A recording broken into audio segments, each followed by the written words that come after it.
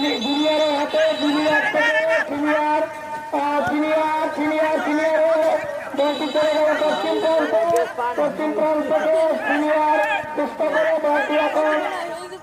দক্ষিণ প্রান্তে দক্ষিণ খুব সুন্দর একটা শট করছিল, দুর্ভাগ্য বলটি আউট হয়ে গেছে। এবারে